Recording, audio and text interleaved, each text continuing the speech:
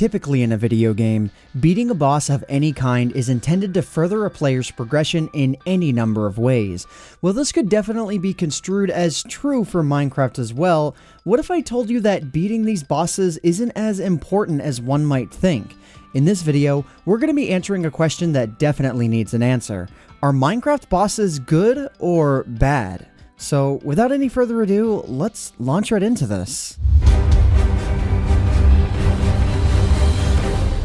To start this video off, I feel like we should talk about Minecraft's first ever boss, the Ender Dragon. While he certainly looks ferocious at first glance and can definitely kill you, for a long while the Ender Dragon had no real necessary purpose in regular survival other than to activate the credit sequence and maybe collect Dragon's Breath to make potions of lingering after its update or something. In terms of gameplay, fighting the Ender Dragon was easy peasy. You could literally kill him with exploding beds, and that's how it was done in speedruns even. I mean, literally. In a statement made by Jeb on Twitter, Jeb claimed that he wouldn't add any new bosses into Minecraft without making the Ender Dragon more fun first. Instead of making the Ender Dragon more fun, however, they added the Wither. A while later, the Ender Dragon that we know and fight today was revamped. And while sure, this revamp may have made the fight just a little bit harder and more exciting, it still didn't offer much more to the player in terms of variety. After you beat the Ender Dragon in the modern versions of the game, players will gain access to the end cities via the end portal gateways. Or that's what Mojang wants you to think. If you react fast enough while spawning into the end, you can quickly get away from the main island by building out with blocks. After traveling out potentially thousands of blocks, you will encounter the end islands and eventually an end city. While you won't be able to take any of the items out of the end with you into the main world, the Ender Dragon isn't necessary to explore the world. Inherently, the Ender Dragon doesn't further your experience in the game a massive amount unless you're directly attempting to reap the benefits of the end. So let's move on to the Wither. The Wither is, for lack of a better explanation, not the greatest boss. To spawn him, you need to go into the Nether, grab some soul sand, kill a few Wither skeletons, get their skulls, and craft them with blocks. From this point, the boss fight is more or less just annoying. The Wither will go out of his way to attack any nearby player or mob aside from undead ones, all while destroying your world in the process. After fighting the boss, the Wither drops a Nether Star, which is used to create beacons. In Minecraft, beacons are arguably not necessary. While they're definitely useful, you can certainly live without them, as creating a pyramid of any kind for the beacon is extremely resource heavy. You could more or less get the exact same effects with enchantments or potions instead, and the effect radius of the pyramid is limited to where the pyramid itself is built, another crux of it. While having an always active primary and secondary power on hand is nice, it's definitely a want rather than a requirement. Our next boss is quite literally hardly even a boss. The Elder Guardian is only considered a boss in the Bedrock editions of the game. In the Java edition, the Elder Guardian is only considered to be a hostile mob, not a boss mob. By definition, the only thing different from a regular Guardian and an Elder Guardian is that the Elder Guardian is slightly stronger and is a different color. The Elder Guardian will also cause the player to have a severe mining fatigue effect. To avoid this, you'll need to hunt down all of the Elder Guardians and kill them, or have a bunch of milk on hand. Fun. In terms of drops, the Elder Guardian will drop a wet sponge if killed by the player. However, ocean monuments also have a chance to create at least one room filled with sponges. This makes one reason to kill an Elder Guardian potentially pointless. As Michael McChill theorized in his recent Minecon Earth secret video, new bosses may enter the game very soon. While this hasn't been confirmed under any circumstance whatsoever, it's still worth noting. Hopefully, if his theory is correct, Mojang gives the next boss purpose and no way to obtain what it offers in any other way, other than killing it. In conclusion, however, Minecraft bosses are cool and all, but there are definitely ways to get around what supposedly makes them unique. But I don't know. What do you think? Are bosses in Minecraft good or are they bad? Let me know in the comments section down below. But other than that, that just about does it for me for now. If you guys enjoyed this video, please consider leaving a like on it, because it would really help out myself and Mike, the channel, and the video quite a lot. But anyways guys, I hope you all enjoyed. My name is AntVenom and I bid you all farewell. Thanks so much for watching.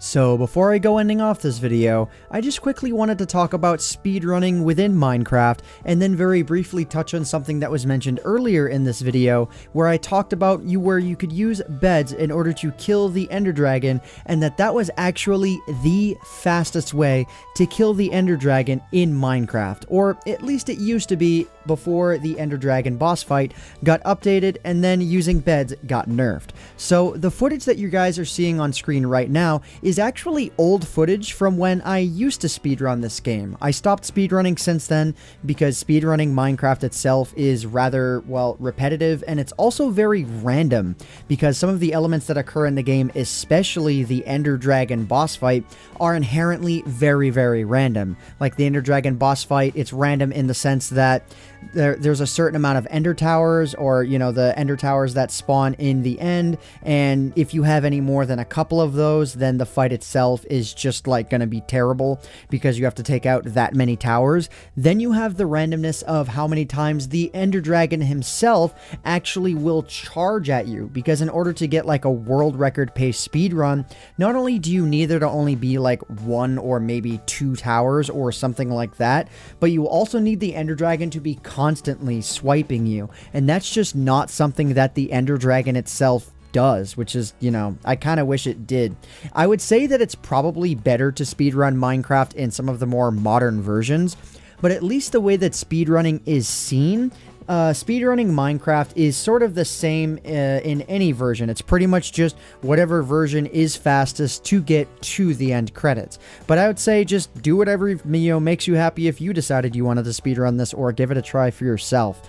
But okay, let's go ahead and let's talk about what it's like to kill the Ender Dragon with beds. So the way that the Ender Dragon boss fight is done in the speedrun variant is that, you know, of course, as soon as you get to the end, you very quickly want to tower over to the end island, hope the Ender Dragon doesn't knock you off, and then you want to take out all of the towers, all while managing what happens when the Ender Dragon swipes towards you.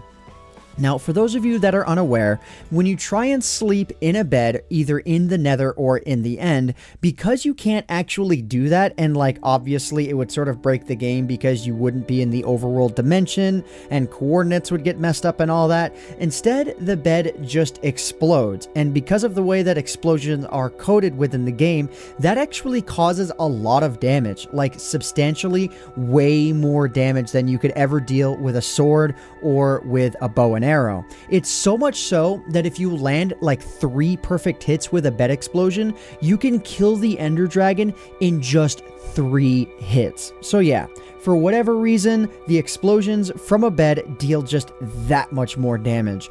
So what you do when you're speedrunning this boss fight is you place a 1-block wall ahead of you so that all but like half a heart or so of damage gets dealt to you, or I should say only half a heart of damage gets dealt to you, but all of the damage gets dealt to the Ender Dragon. And you have to right-click on the bed before the Ender Dragon's hitbox touches the bed and destroys the bed, because again, for those of you who are unaware, any object that the Ender Dragon hits that is not endstone, obsidian, or one of the ender crystals, or I think bedrock, I'm not 100% sure on that, the Ender Dragon will just straight up destroy. I'm pretty sure bedrock is on that list, so that's something to consider. And if you're practicing for speedrunning this game, that's something that you really have to nail, because the difference between being like half a second too early and being right on time might be the difference between barely getting any damage in on the Ender Dragon at all, and again dealing upwards of like a third of the Ender Dragon's health bar in 1 hit. So anyways, that's just something that you have to manage. And then as soon as you kill the Ender, or as soon as you hit the Ender Dragon enough times, then the Ender Dragon boss fight is over. And that's actually how you can beat Minecraft in under 10 minutes. Specifically, you do have to use Minecraft version 1.6 for the seed that is actually used for the Minecraft speedrun, but that's another story for another time. If you guys are interested, let me know. But yeah, killing the Ender Dragon within a speedrun is definitely an interesting experience, and doing it this way is definitely rather fun. So anyways, guys, again, I said it before, but I hope you all enjoyed this video. My name is AntVenom, and I bid you all farewell. Thanks so much for watching.